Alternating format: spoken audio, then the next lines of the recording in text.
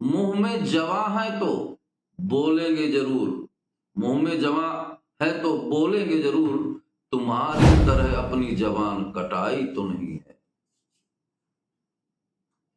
गर्दन तनी हुई है, सर झुकाया तो नहीं, तुम्हारी तरह किसी के सामने लड़खड़ाया तो नहीं। दोस्तों नमस्कार, मैं उमेश गौतम, समग्र प्रदेश समाचार से। आइए बात करते हैं मैहर एक्सीडेंट, भीषण दुर्घटना के बारे में। एक बात करते हैं जो कितना विचारणीय और सोचनीय है।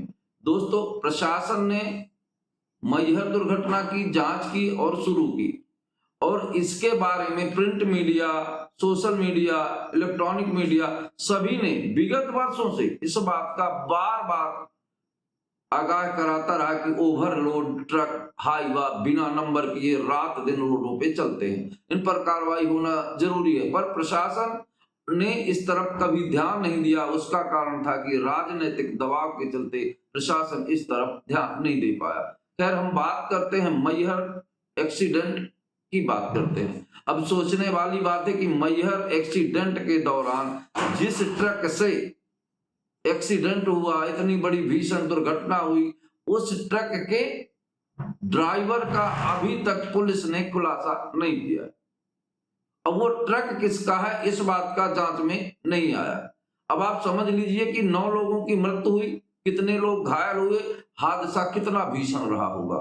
यात्रा में जाने वाले लोग जब उनकी लाशें उनके घर पहुंची होगी तो एक संवेदना की बात है, एक दर्द की बात है, एक ऐसा विषय है जिसपे बात करने में भी रोंगटे खड़े होते हैं। ऐसे संवेदनशील मामलों में प्रशासनिक और राजनीतिक लोगों ने किस कदर कहर ढाया जनता के साथ, इसके हम खुलासा करेंगे और उन बिंदुओं पर आपसे चर्चा करेंगे कि आप भी सोचने पर मजबूर हो जाएंगे कि आखिर क्या था इस घटना में। कुछ लोगों का कहना है कि ट्रक खड़ा हुआ था, पर कुछ प्रत्यक्षदर्शियों का कहना है कि ट्रक भी धीरे धीरे चल रहा था। तो रात में ट्रक इतना ओवरलोड कहां जा रहा? पुलिस प्रशासन ने दुर्घटना के दौरान इस बात पर बिल्कुल ध्यान नहीं दिया, और ना ही ट्रक वाले का ये अभी तक पुलिस सुनिश्चित कर पाई कि ट्रक ड्राइवर कौन था और ट्रक कहां था। जबकि जब दुर्घटना का वीडियो आया तब उस ट्रक में कोई नंबर प्लेट नहीं थी। पुलिस ने इस नंबर प्लेट तरफ और इस ट्रक की तरफ बिल्कुल ध्यान ही नहीं दिया।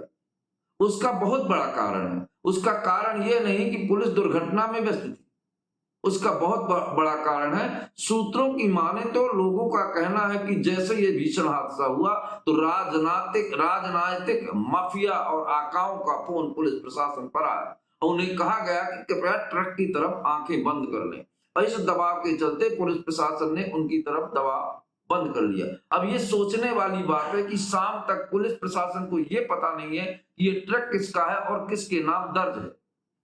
हमारी मैहर एसपी से बात हुई अग्रवाल जी से, उन्होंने कहा मुझे पता नहीं है, एईओ से पूछ ली। फिर कुछ मिनट बाद उन्होंने फोन करके बताया कि कोई जावेद नाम का है जो ट्रक छत्तीसगढ़ में रजिस्टर है। अब आप कहानी समझ लीजिए, ट्रक सूत्रों की माने तो मैहर का है, पर उसमें नेम प्लेट छत्तीसगढ़ की लगा दी गई। अब छत्तीसगढ़ की जांच होनी चाहिए कि उस ट्रक को चला कौन रहा था। अब छत्तीसगढ़ से में रजिस्टर्ड ट्रक यहाँ मध्य प्रदेश में ओवरलोड पत्थर पर क्यों ढो रहा था, ढो के क्यों ढो रहा था, आखिर उसको ढुलवा कौन रहा था, उसका मालिक कौन था, इस बात को पुलिस को ध्यान देना चाहिए।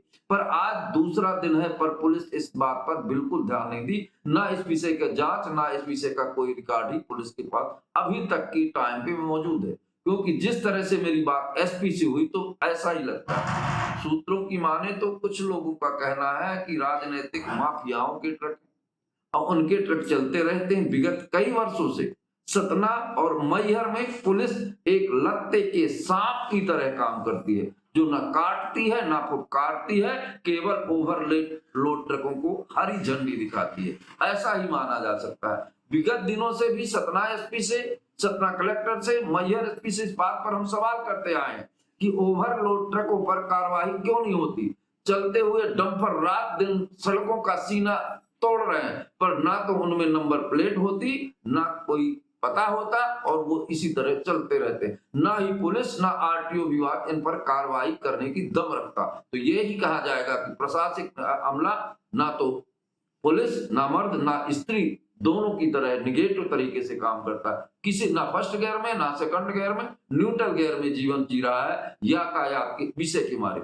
वहीं एक कहानी और बता दें, सतना में अभी यातायात की मीटिंग हुई, कलेक्टर, सांसद, महापौर सब उपस्थित थे। तो इन्होंने क्या किया, सारे निर्णय खत्म करके और नो एंट्री को शहर के अंदर ला दिया, ट्रांसपोर्ट नगर के पास, इधर बिरला के पास, जबकि बिरला के ट्रक में नो एंट्री की वजह से आने में दिक्कत होती थी इन लोगों को, इधर ट्रांसपोर्ट नगर में आने में इनको जनता के जीवन और मृत्यु से कोई लेना नहीं, सिर्फ स्वार्थ सिद्धि के लिए जनता के साथ खेला जा रहा है। और प्रशासन जो मुख्य उद्देश्य, अब सीएम यादव को देख लीजिए, उन्होंने कहा 10 लोगों की मृत्यु हुई, उनको भी अपने इस तरह के राजनीतिक आकाओं पर नकेल कसना चाहिए। वैसे ही मध्य प्रदेश में सीएम मोहन यादव पर लोगों का विश्वास कमता जा रहा है, उन्हें घोषणा तीर कहने लगे हैं लोग। अगर इसी तरह से दुर्घटनाओं पे नजर नहीं हुई, जांच नहीं हुई, तो परिणाम जनता के साथ अच्छे नहीं होंगे।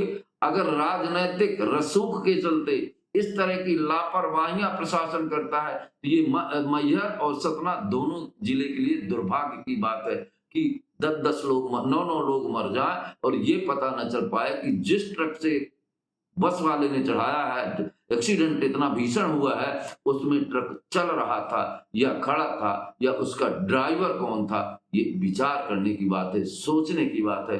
आम जनता, प्रशासन और नेताओं को इस विषय में जरूर सोचना चाहिए ताकि आने वाले कल में इस तरह के भीषण हादसे ना हो। आप मैहर में सरला नगर रोड पे जाएं तो रोड के चारों तरफ इसी तरह के हाईवा, डंपर, ओवरलोड खड़े आपको मिल जाएंगे और उनपे नंबर प्लेट भी नहीं होगी, पर यातायात आरटीओ और पुलिस मूक दर्शक बनकर देखती है। यहाँ तक कि कोई शिकायत करे तो उसकी अनसुनी कर उसे समझाई दी जाती है। दोस्तों नमस्कार, मैं उमेश गौतम, समग्र प्रदेश समाचार।